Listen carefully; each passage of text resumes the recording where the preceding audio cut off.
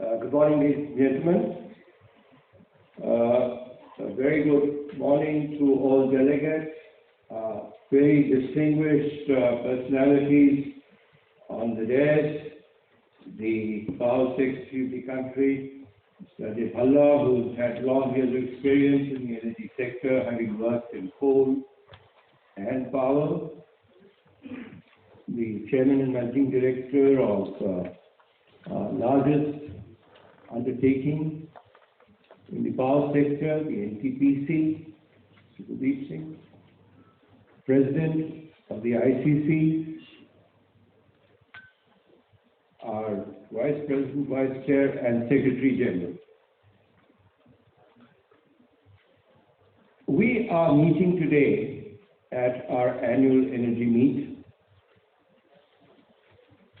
in a situation which is partly cloudy, as the outside air suggests,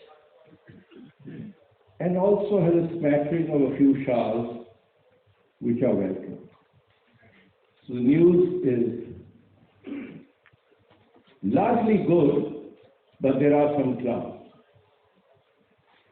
We are globally moving in a phase of energy transition, which necessarily is cyclical. There are those who represent the traditional sector, like Sudeep Singh, the others who represent the new sector, like Mr. Gyanesh Chaudhary. We are also on the cusp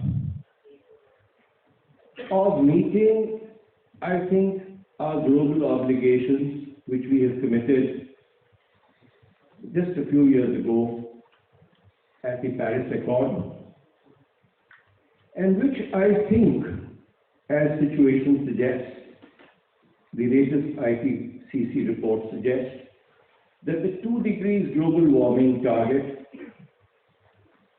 may be a little too dangerous, and we might have to accept a target of about 1.5 degrees, if not a more aggressive target of 1 degree centigrade temperature rise.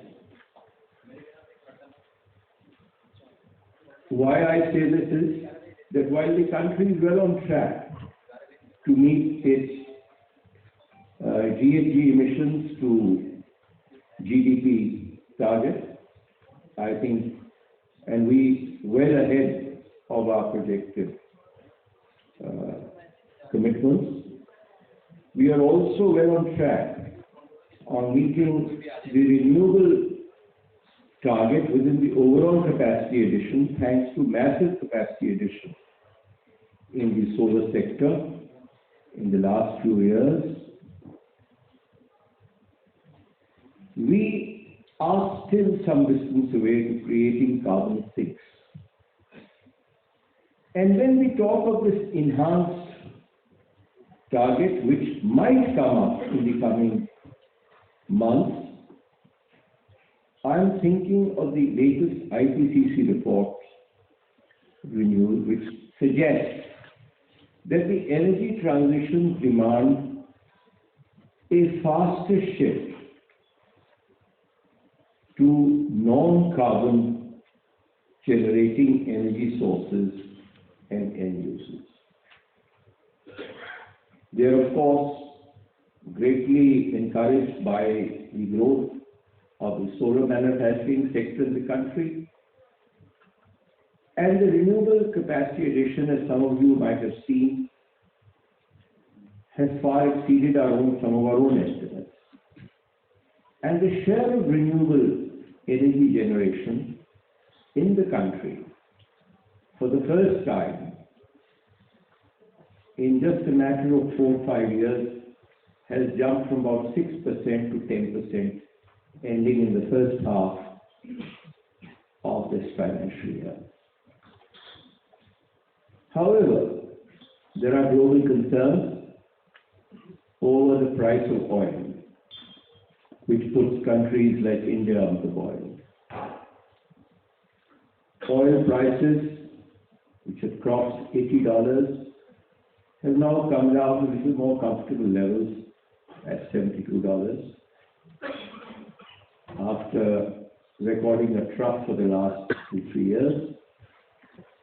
But at the same time, there are noises from the Middle East that they would be affecting steep production cuts in the month of December, what they call nominations. Now this itself has thrown up the price of oil by about $1 or $2. The Iran sanctions, of course, have pushed up the price, and it was worrisome for countries like India, which import substantially from Iran. Well, we must keep in mind that the countries of the Middle East have one major resource, and that is oil. Of course, not to talk of Venezuela, which unfortunately is in a bit of turmoil, or Brazil. But these countries also have their national growth ambitions. And these ambitions of development are founded on the price of oil. These are hard global realities.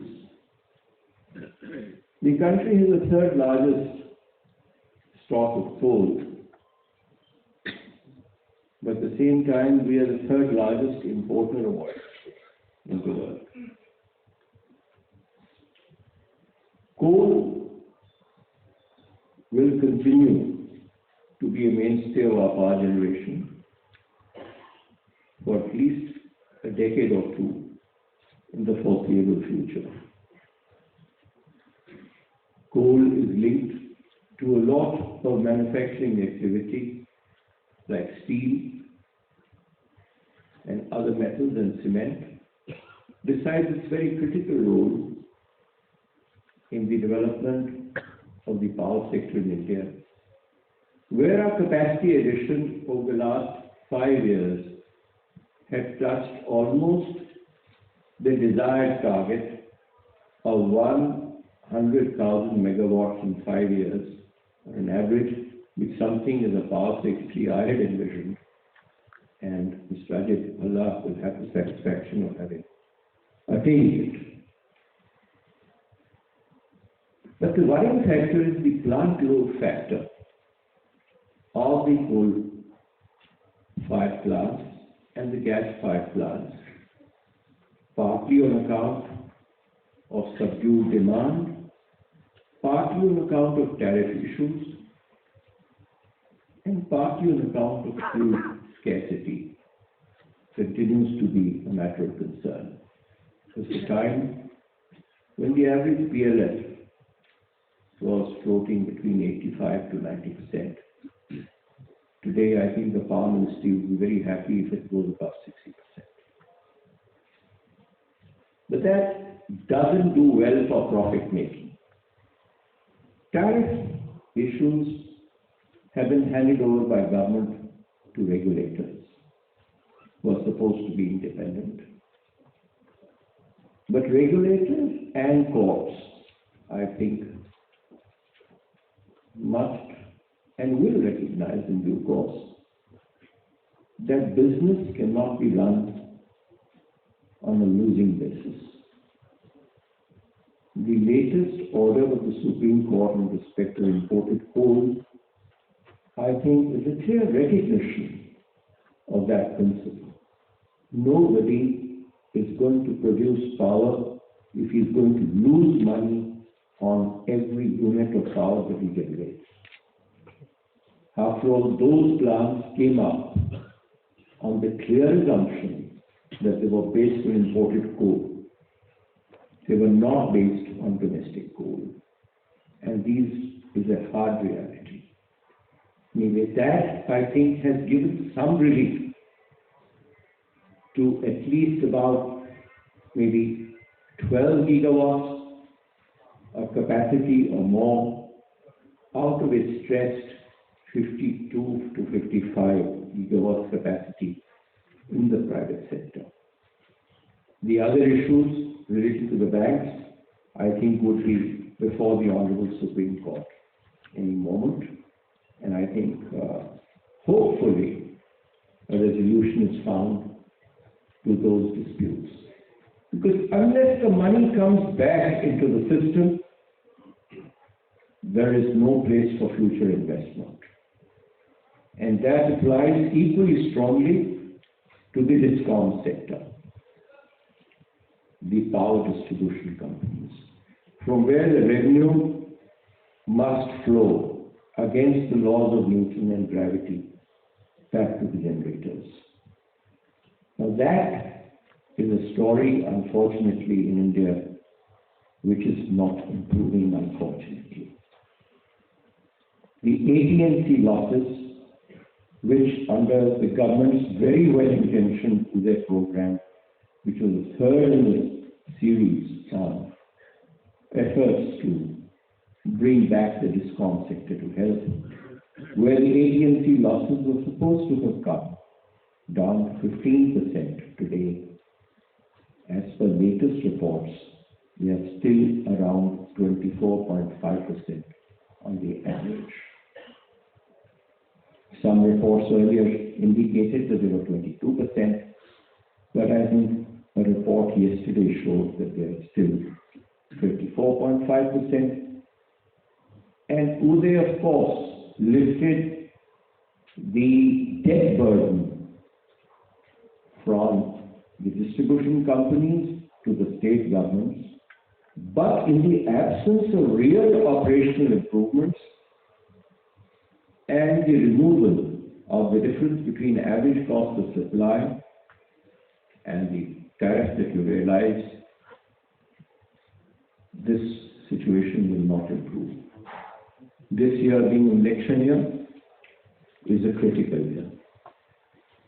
And I only hope that at some stage we are able to depoliticize the distribution sector and come down ruthlessly on those who cannot perform. They must go.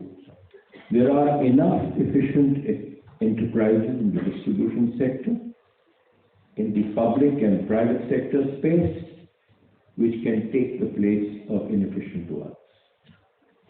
And here, I think the government's move to separate carrier from content is a major decision which hopefully will be implemented even though it's an election year.